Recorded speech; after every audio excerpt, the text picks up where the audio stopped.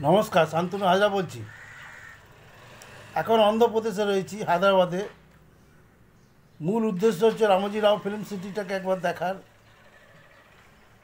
তা গত পরশু আমরা রামোজি রাও ফিল্ম সিটি দেখতে গেছিলাম। এই রামোজি রাও ফিল্ম সিটি হচ্ছে পৃথিবীর সবচেয়ে বড় ফিল্ম স্টুডিও। এখান থেকে অনেক টিভি চ্যানেলও চলে। এছাড়া যে একসঙ্গে কতগুলো কোম্পানি, কতগুলো সিনেমা সেট পড়বে সেটা হিসাব আমি জানি না, প্রচুর মোট কথা। এবং পৃথিবীর সমস্ত সুন্দর জায়গা এখানে একটা করা আছে। কলকাতার ট্রেইটি বাজারের ঘিঞ্জি দোকানপাট, বোম্বাইয়ের চোরা বাজারের যে সিন সেই সব করা আছে। আছে তুন্দ্রা অঞ্চলের সেই বরফ জমা বাড়িগুলো করা আছে। এছাড়া ইউরোপের বিভিন্ন শহরের এক একটা রাস্তা করা আছে। শান্তিনিকেতনের মাটির বাড়ি, সেখানে শ্রীনিকেতনের কাজ সেসব করা আছে। কেরালার বিচ, দিল্লির লালকেল্লা থেকে জামা মসজিদ সবই আছে এখানে করা। অর্থাৎ এখানে আসলে কোনো সিনেমা কোম্পানি যদি এখানে আসে, তাকে আর অন্য কোনো লোকেশন খুঁজতে হবে না, এখানেই সব পেয়ে যাবে, গোটা বিশ্বটাকে পেয়ে যাবে। তা 2000 টাকার টিকিট এই গোটা রাজত্বটা দেখতে গেলে। এ যেন আলাদা একটা শহর। ওদের পেতলের বাস, সামনেটা পিতল দিয়ে আর পিছনটা যেরকম বাস হয়, এই পেতলের বাসে গোটা ফিল্ম সিটিটা দেখতে 2000 টাকা লাগে। আপনার 7বার থেকে 8বার বাস পাল্টাবে আপনাকে। কয়েক কিলোমিটার পরে হয়তো ট্রেইটি বাজারে ছেড়ে দিল, শান্তিনিকেতনে ছেড়ে দিল, সেখান থেকে বাস থেকে নেমে আপনি কিছুক্ষণ সময় কাটালেন। আবার সেখানেই বাস আছে, সে হয়তো আপনাকে ইউরোপিয়ান গলিতে নিয়ে গেল, ইউরোপিয়ান গলি ছেড়ে আবার বাসে করে আপনি চলে এলেন 1 কিলোমিটার দূরে জাপানি গার্ডেন। এই জাপানি গার্ডেন থেকে আপনি চলে গেলেন সেই অভিজাত পানশালা, অর্থাৎ নর্তকীরা নাচে, পানশালা, নানান রকম লাইটের কাজ, সে এক দেখবার মতো দৃশ্য। আবার সেখান থেকে বাস ধরলেন, বাস ধরে আপনি চলে আসলেন প্রজাপতি পার্ক, বাটারফ্লাই পার্ক বা বার্ড স্যাংচুয়ারি। সারাদিনেও শেষ হতে চায় না। বিকাল 4টের সময় আপনাকে যেখান থেকে স্টার্ট করেছিলেন সেইখানে এসে নামিয়ে দেবে। আমরা পুরো দিনটা এনজয় করলাম রামোজি রাও ফিল্ম সিটিতে। রামোজি রাও যিনি প্রতিষ্ঠাতা, তিনি এই বছর মারা গেছেন। এছাড়া এই রামোজি রাও বেড়াতে এসে যে কত টাকার রোজগার হয় সেটা সহজেই বুঝতে পারছেন। এই রামোজি রাও ফিল্ম সিটি, এই ফিল্ম সিটিটা তৈরি হওয়ার কথা ছিল কলকাতায়। আমরা ছোট তখন বলতো যে আমাদের রাজাবাগান মাঠ, অর্থাৎ দক্ষিণেশ্বর আর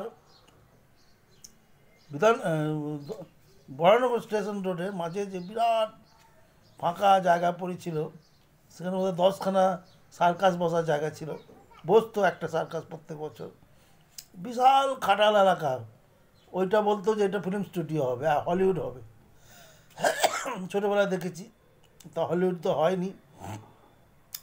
কিন্তু হলিউড হলিউড আমাদের টালিগঞ্জকে বিরাট মান্যতা দিত, কারণ আমাদের টালিগঞ্জ ফিল্ম স্টুডিও হলিউডের সমতুল্য। এবং টালিগঞ্জে বেশ কিছু কাজ হয়েছে যেটা দেখে হলিউড আলারা শিখেছিল, বুঝেছিল, এবং আজও তার বড় ভাইয়ের মর্যাদা দেয় হলিউড। তো হলিউড তার বিখ্যাত স্টুডিও ইউনিভার্সাল স্টুডিও কলকাতায় করবো বলেছিল। এইভাবে দীর্ঘ 20-30 বছর ধরে টাল বাহানার পরে 90 সালে ঠিক হয় যেন হলিউড বলেছিল যে আমরা এই এই ইউনিভার্সাল স্টুডিও কলকাতায় করার জায়গায় আমরা স্থানীয়ভাবে জায়গা এবং ইয়ের কোনোভাবে ওরা ওটা ওটা হংকংয়ে চলে যায়। এবং হংকংয়ে দেখবেন ব্রুসলির যে সিনেমাগুলো হয়, fist of fury, enter the dragon, monkey in the snake in the monkey shadow, ওখান থেকে কুংফু মার্কা বই হতো, কিন্তু ক্লাসিক বই বলতে গেলে কলকাতাতেই হওয়ার কথা ছিল।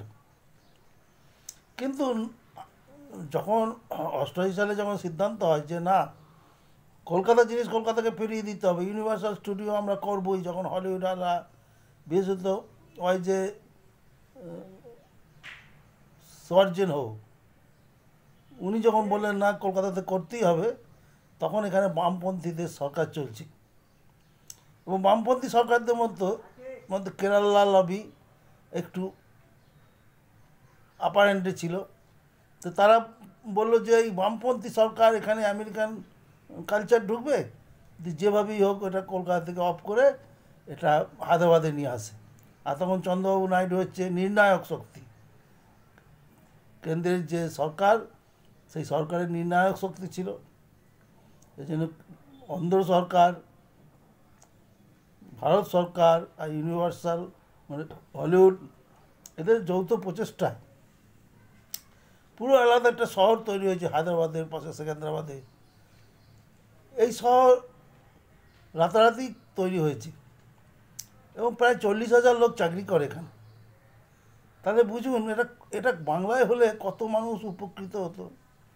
40,000 লোক তো শুধু এই সিটির মধ্যে পড়া আছে, এছাড়া এদের কত ব্যাপ্তি, ভারতের সব শহরে এদের অফিস, এদের তৈরি সিনেমা, এদের তৈরি নানান সিরিয়াল দেশ জুড়ে চলছে।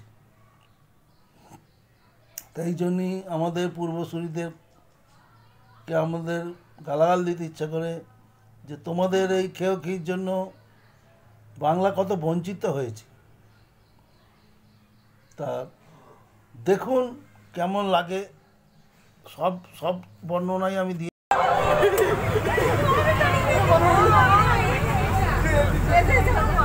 রামজির বাড়ি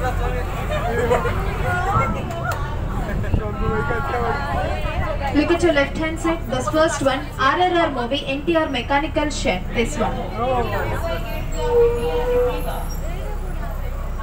So look at your left hand side.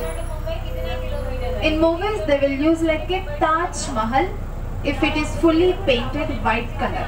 If it is half green, it will be mosque, 2 in 1 building.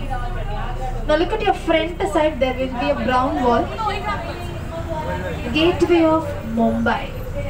So in this location, Telugu movies Janata Garage, NTR movie was shot here. Bola Shankar, RRR. Tamil movies Viswasam, Jailer. Hindi movie Gangubai. Kannada movie Auto Raja. Look at your right hand side. These are the shopping complex of Kolkata in the movies. Again right hand side, this green color, Telugu movie Srimantudu, Shruti Hassan Hostel. Back side. Hostel. Telugu movie Srimantudu. Again scenes.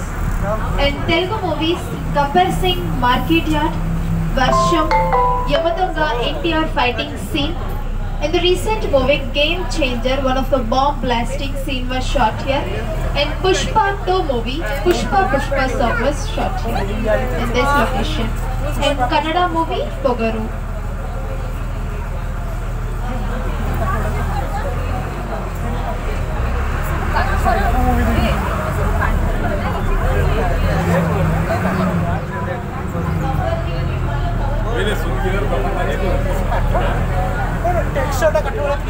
Look at your right hand side.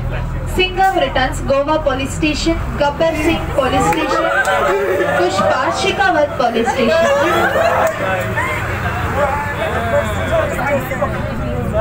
And now we have completed a city tour. Now we are going to the village location. Right hand side, village post office. Left hand side, white color house, Dilwale movie, Shah Rukh Khan sir garage house. And beside that, yellow color, Chandramukhi movie, Dance Master, Chennai Express, Meenamma house, Nayak movie mein Rani Mukherjee, Mandua house. Look at your both sides. These are the village houses. Only for front elevation shooting, means inside there are no rooms at all. Only for outside shooting purpose. In this location, Bahubali Part 1 tax collection scene, Arundhati, RRR, Pushpa 2 and Chennai Express, Meenamma's village.